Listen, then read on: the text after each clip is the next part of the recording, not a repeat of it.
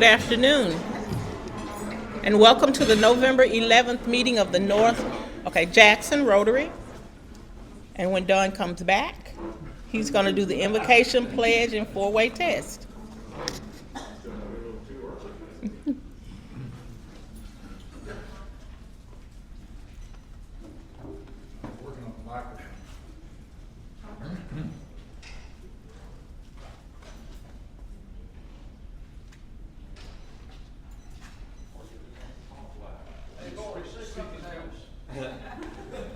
Can you hear me? Okay.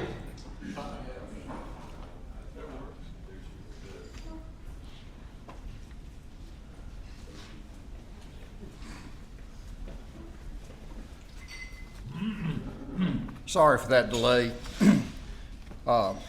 If you'll join me and bow your heads as we pray. Almighty God, as we celebrate Veterans Day this week, we remember somberly those who served faithfully in military service.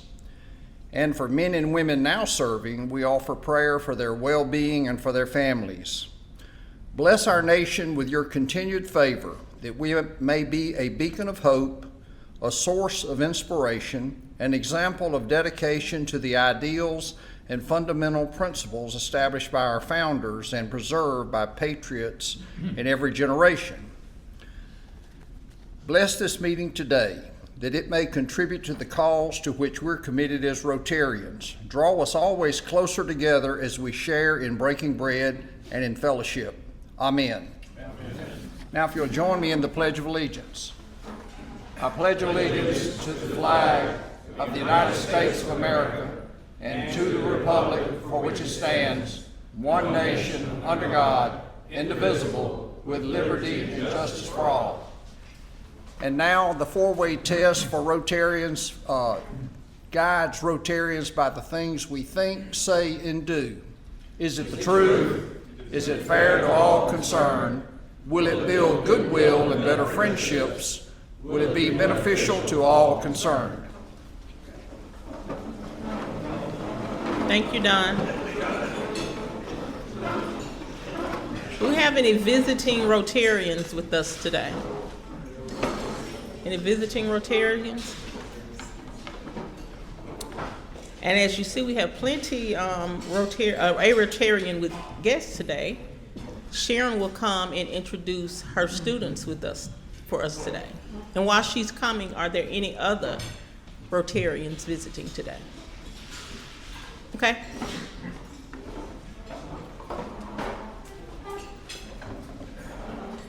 Good afternoon. Around the table, you have students from the Creativity and Innovation class at Jackson State University. Just for as to why we're here, throughout the semester, we actually did a project where we created businesses. We created merchandise, we designed it, we sold it, we made profit.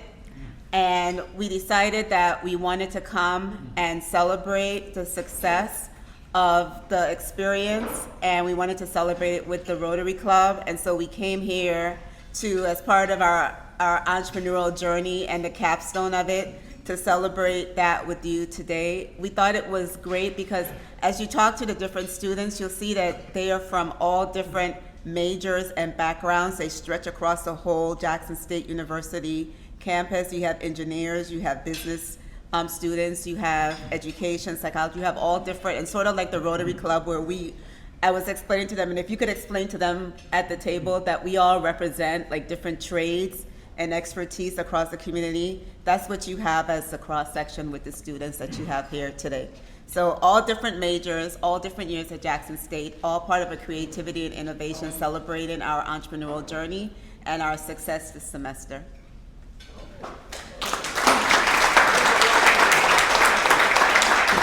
Thank you all for coming today. We're so glad to have you. At this time, Don will come with our birthdays and anniversaries. We have to dance. We do have members with birthdays this week. Tomorrow, John Dorsa will celebrate his birthday, and will Kevin Russell, both born on November the 13th. We have wedding anniversaries this week. Cooper and Frances Morrison will celebrate their wedding anniversary on Thursday the 14th. Jeff and Susie Adcock will celebrate their wedding anniversary on November the 17th. We only have one membership anniversary, where's Kevin sitting? Oh, stand up. We can't stand up. Yeah, he's easier to see when he stands up because he's tall. But normally we don't ask the members who are having a membership anniversary stand up. But this is an interesting that his membership anniversary is this week. Kevin, on the 17th, will have been a member of our club for 26 years. And he has served our club well as a member, as an officer, and as a past president of our club. For those of you who are on Facebook, you know that he's at the end of his time as a member of our club.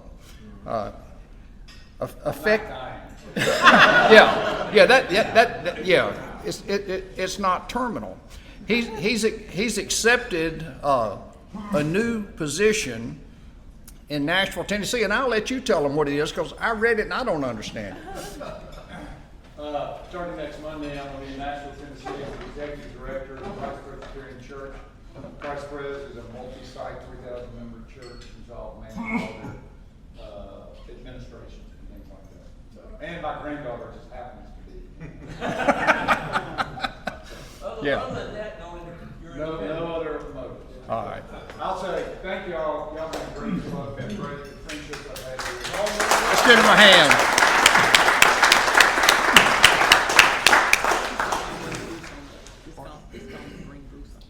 All right, and Bruce, if you'll come introduce our program.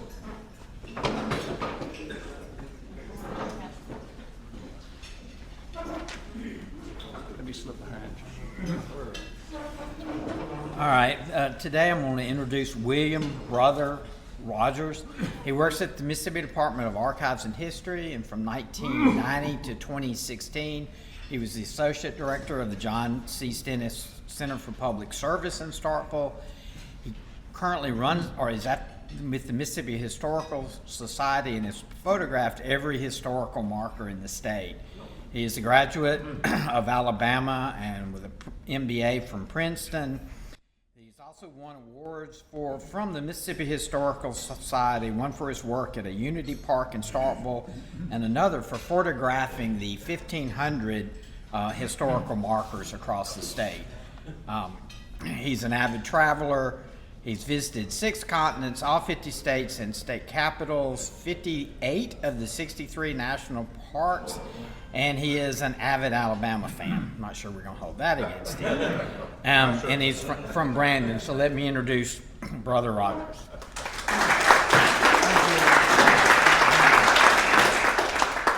Thank you very much, and thank you for having me today. The first thing I have to do is explain my name. How many of you are from the South? Okay, this is going to be easy. So, when I was born, my older brother was 22 months older than me. He still is. He was learning how to talk. And my parents said, "This is your little brother, William. Can you say William?" And he fixated on the fact that I was his brother. He called me brother. And so everybody else started calling me brother.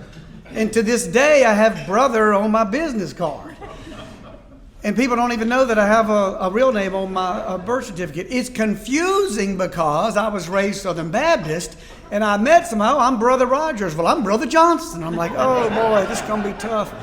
And then I'll meet somebody, and they'll hear Brother Rogers, and they think, he's a minister.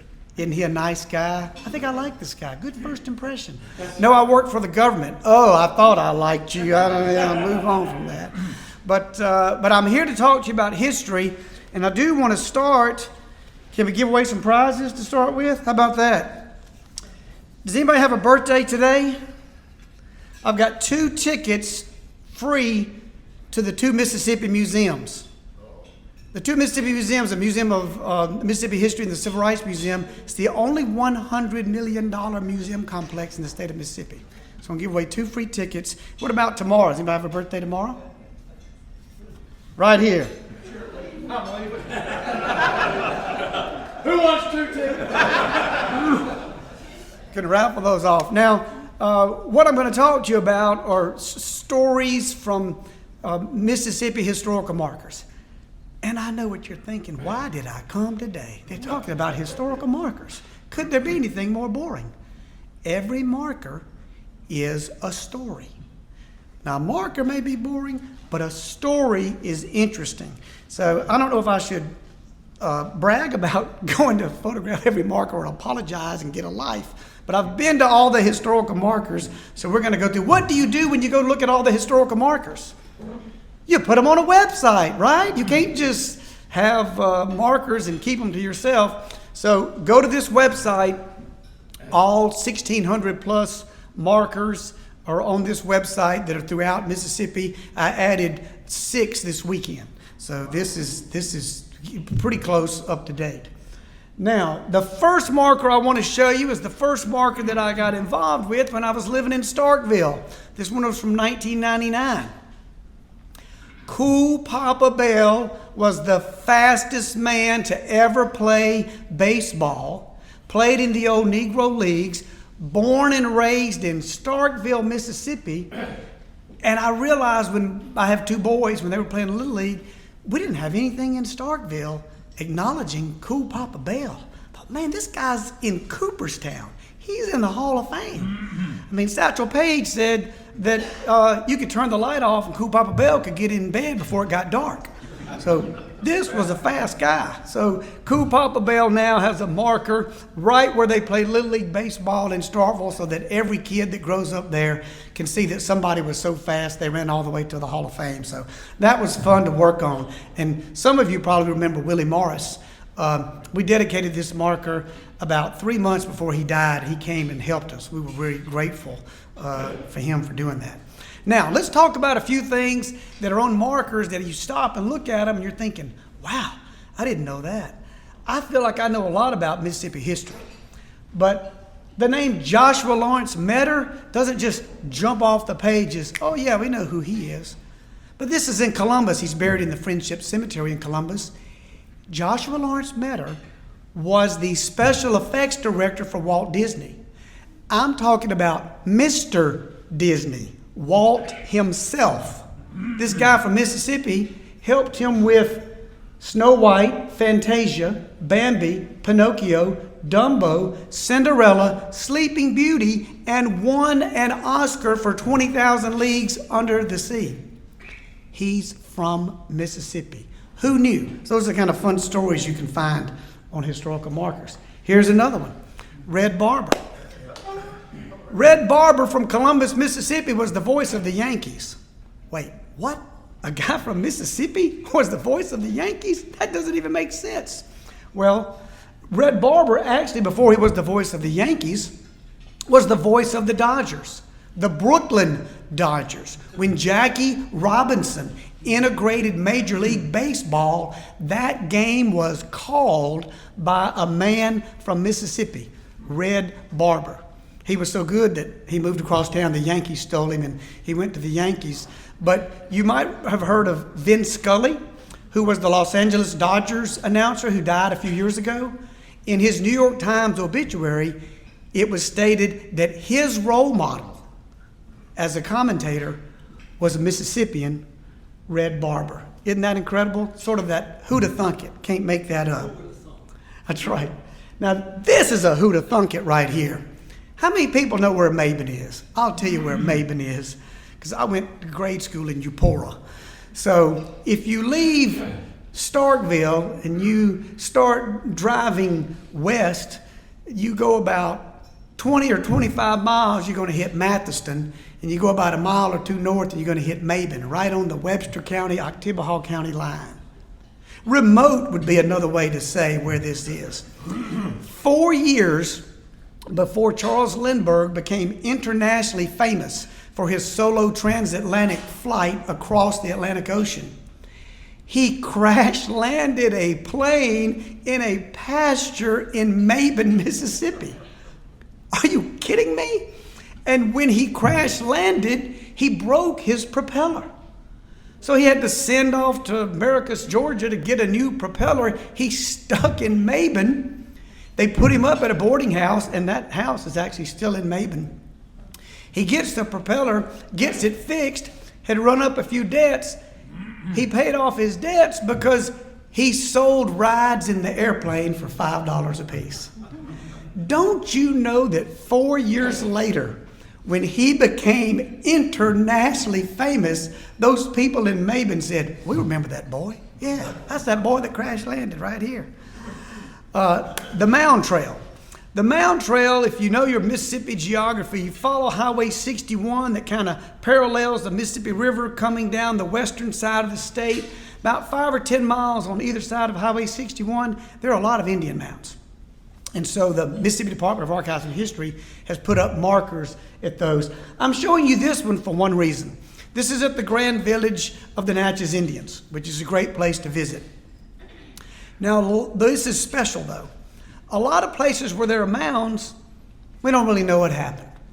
You ask somebody, what happened at this mound? Well, it could have been ceremonial, it could have been religious.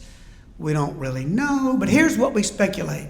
Except here in Natchez, we know exactly what happened here in Natchez because the French were there in the early 1700s and made notes.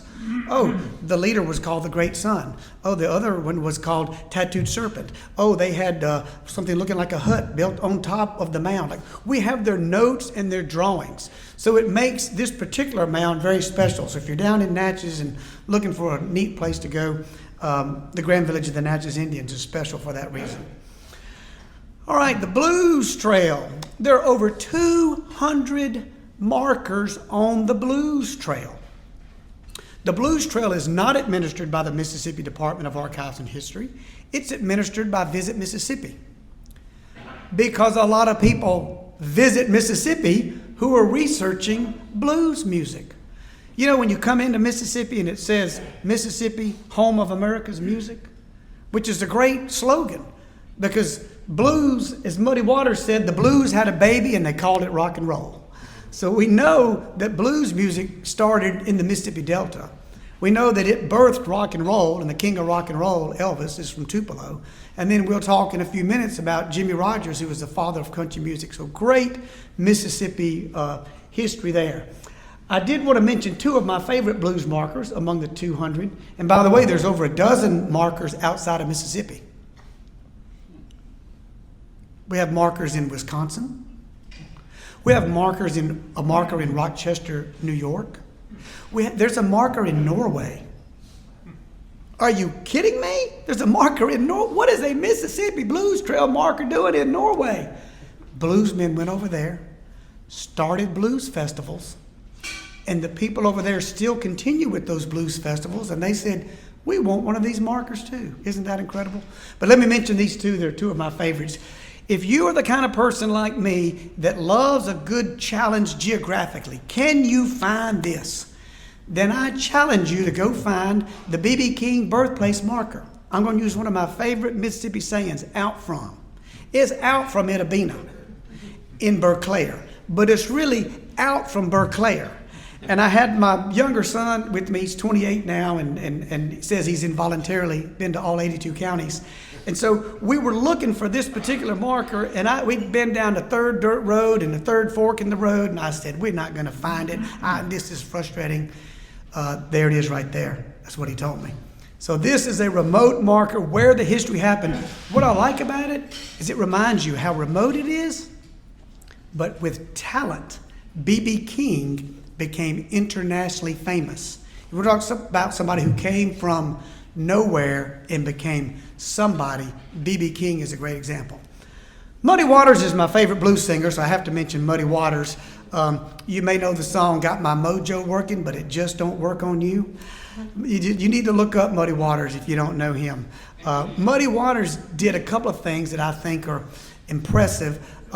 If I had influenced the Beatles and the Rolling Stones, I'd feel like I had really done something. So Muddy Waters had a song called Rolling Stone.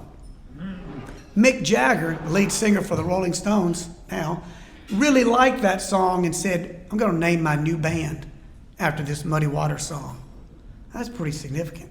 When the Beatles made their first trip to the United States in 1964 and landed in New York City, they were interviewed at the airport by the media.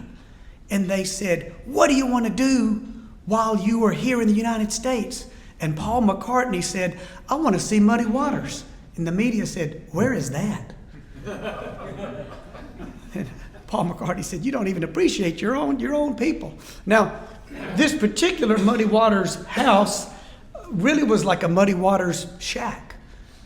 There was a man named Alan Lomax who back in about 85 years ago was driving through the Mississippi Delta looking for authentic folk music. He was told, you should go hear Muddy Waters.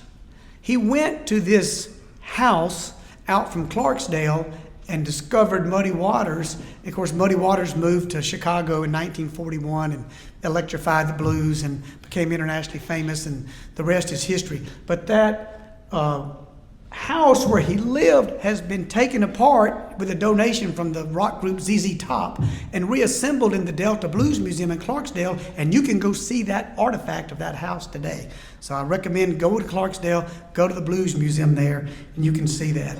And if you don't know who Muddy Waters is, Google him and listen to anything he wrote or sang. All right, let's talk about the country music trail for a minute. Bobby Gentry's marker is in Greenwood. For our younger students here, Bobby Gentry's probably most famous song was Ode to Billy Joe, which has a lot of Southern references in it. In that song, Billy Joe McAllister jumps off the Tallahatchie River Bridge. This marker is on the Tallahatchie River Bridge in Greenwood, not the bridge that Billy Joe McAllister supposedly jumped off of, because of course that didn't really happen. It's a song. But anyway, you can find that at the end of Grand Boulevard. Charlie Pride, probably the most famous African-American country music singer in country music history, he's from Sledge. I tell people, if you can find Sledge, you can find the marker. Sledge is in Quitman County, which is nowhere near Quitman, Mississippi. All right, Conway Twitty. Some of you remember Conway Twitty. Hello, darling. You remember that? He is from Friars Point, Mississippi. If you drive past the Muddy Waters northwest from Clarksdale, you pass his house, you keep going, you'll hit the Mississippi River. And that's where Conway Twitty was born, and that's actually a good place to see the river because the Army Corps of Engineers has not worked on the river there. If you want to see what the Mississippi River looked like when a young Abraham Lincoln came down on a flatboat, go see the Conway Twitty marker and then make sure you look at the river too. Tammy Wynette, Stand By Your Man, was Miss Tremont High School. She's from Tremont, Mississippi. Where is Tremont, Mississippi? Tremont is in Itawamba County, close to Fulton. If you leave Tupelo and go towards Alabama, you'll see it. But Tammy Wynette was Miss Tremont High School. She's another Mississippian. Jerry Clower, great comedian that some of you remember. This marker is not in Liberty, it's out from Liberty. And so you can pass that on the way from Macomb to Liberty. But Jimmy Rogers, what I want to tell you about Jimmy Rogers, the father of country music, I mentioned him earlier. When I looked at this marker in Meridian, it's not far from the mall in Meridian, it's at his gravesite. I looked at the back of the marker and I was shocked at what was written on the back of Jimmy Rogers' marker. The first sentence says, Jimmy Rogers never heard the term country music. Excuse me? He's the father of country music. You know what he called it? Music. And he died young. And so it wasn't until 20 years later when the Grand Ole Opry was researching their history. And they said, you know, we think this started with the Carter family and with the singing brakeman from Meridian, Jimmy Rogers. So I thought it was interesting that Jimmy Rogers himself never heard the term country music. All right, let's talk about the Freedom Trail. The Freedom Trail, this is the Medgar Evers home, which is now the Medgar and Merle Evers home. It's a national park site. It's actually a national monument. And that's a big deal that we have a national monument in Mississippi. This was the first one about 4 years ago declared. What is a national monument? What am I talking about? Well, there are 63 national parks. That's your highest designation. That's Grand Canyon, Zion, Yellowstone. The next highest designation is a national monument. Other national monuments that you've probably heard of would be the Statue of Liberty, Mount Rushmore, and the Medgar and Merle Evers home. So that's a really big deal that that is a National Park Service site. And of course, it's on the Freedom Trail. And nobody needs to be a native Mississippian and not know who Medgar Evers was. And it's interpreted great. So if you haven't been to that house to see the site, it's curated beautifully. I encourage you all to go and learn about that whole family, not just Mr. Evers. All right, a couple more. They're here in Jackson, the Capitol Rally that you remember from 1966. They're the March Against Fear ended at the state capitol, so that marker's at the state capitol telling the great civil rights history, where the Woolworth sit-in is downtown, not far from here. The only thing there now is this marker, but thank goodness there's a marker there that talks about the events that happened there. And another thing to remember about this trail is people come to Mississippi all over the United States, all over the world to learn about civil rights history. So these markers help give them a place to go to learn about that trail. One of my favorites, Fannie Lou Hamer. I'm sick and tired of being sick and tired. If that's not a great, eloquent statement, I don't know what is. Go to Ruleville, Mississippi, up in Sunflower County in the Delta, and you can see where Fannie Lou Hamer is buried. See her marker. It's a terrific place there. And when I was there, it was lunchtime. I finished seeing that, and I had asked a local where it was, and because people in the Delta are just friendlier. I don't know if anybody here's from the Delta. I'm telling you, people from the Delta, we're friendly in Mississippi, but they're friendlier. I stopped at a gas station. I asked a woman coming out, "Where's the Fannie Lou Hamer?" "Oh, I know where. You know what? Just follow me." I followed her. She showed me all of this. And I was with my son. I said, "Where can we eat lunch?" She said, "You know that gas station where we met? Catty corner to that is another gas station. They have the best food." I thought, the gas station? Best food you ever ate in your life, food to die for. Always ask a local. People in the Delta are super friendly. I'm going to end with a couple of my favorite markers. This is my older son, Zach, otherwise known as the father of my 4 grandchildren. And he is the big football fan like I am. And this is the very first high school football game in Mississippi history. It happened in Yazoo City. And you can see that Yazoo City beat Winona 5-0 back in 1905. And I know exactly what you're thinking. How did they get 5? 5 points is what a touchdown counted for, and they missed the extra point. Egypt Station. As we wrap up here, this I put on here because somebody has asked me, "Is there anything funny on a marker? You ever read anything funny?" And I said, "Well, this is kind of funny in the sense that there was this group of Union soldiers. But by the way, this is in Egypt, Mississippi. There are 2 Egypt, Mississippis. One is in the Delta. One is in Chickasaw County near Okolona. This is the Chickasaw County, Egypt. At this Egypt, there was a group of Union soldiers who were captured by the Confederates in the Civil War, and they were told, "If you fight for us, we'll let you go." And they were like, "Well, okay, we'll do that."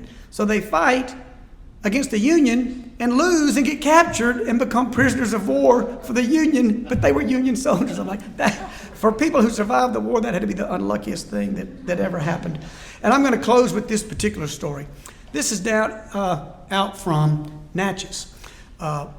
My mother taught me that there was land west of Natchez, and it was called Louisiana. But there is land west of Natchez that is an island that from the Giles Cut that came through after the flood of 1927, and it used to be a peninsula. And there was a duel that was going to be held there back in 1827. Dueling was against the law in every state in 1827. Still is. If something is against the law, what do people do? Do they not do it? No, you have to do it in secret, right? So if you're going to have a duel, you can't do it in downtown Natchez. You got to go out from Natchez, out on this peninsula. Jim Bowie is the second in a duel. The second makes you follow the rules when you're going to kill somebody. It was another time. It was a weird era. To cut to the chase, there's out here in this remote sandbar, these two guys face off, they shoot at each other, and they both miss. They both got about 10 people supporting them. They miss, but then this melee starts. Have you ever seen a baseball game when the dugout's empty and the players fight? Imagine something like that, but the players have knives and guns and swords. That really happened in Natchez in 1827. Jim Bowie got shot. Jim Bowie got stabbed. Jim Bowie is prostrate on the ground, and a guy pulls out a cane with a knife tip on the end and is about to run it through Jim Bowie, who produces a giant knife and stabs the guy first. Awful situation, but the people who witnessed it said it was the most incredible thing they'd ever seen, and that knife became nicknamed the Bowie knife. Thank you for letting me come and talk to you about Mississippi stories.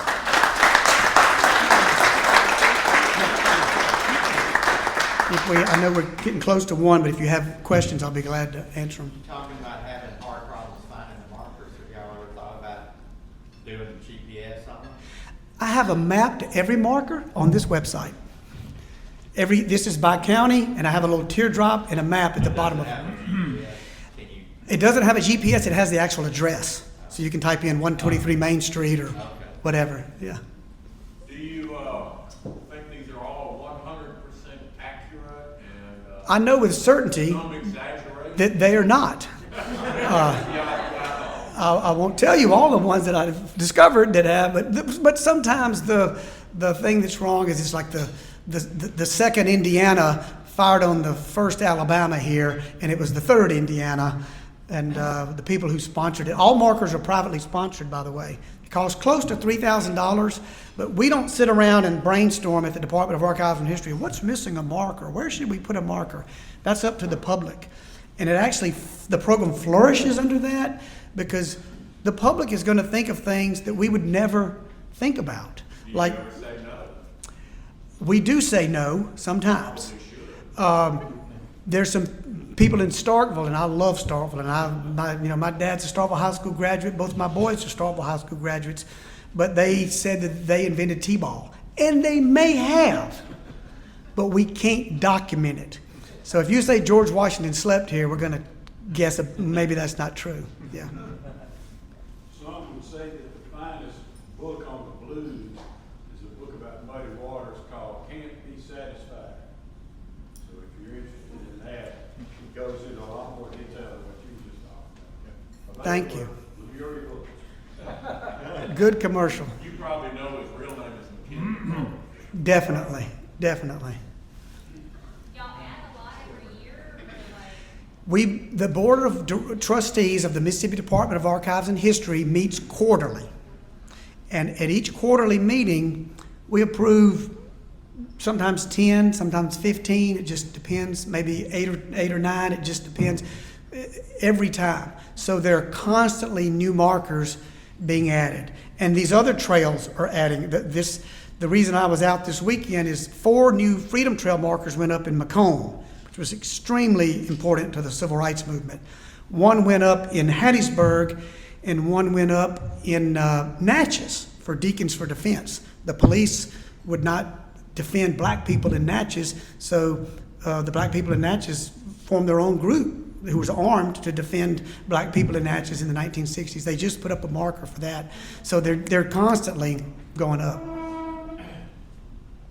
Thank you very much.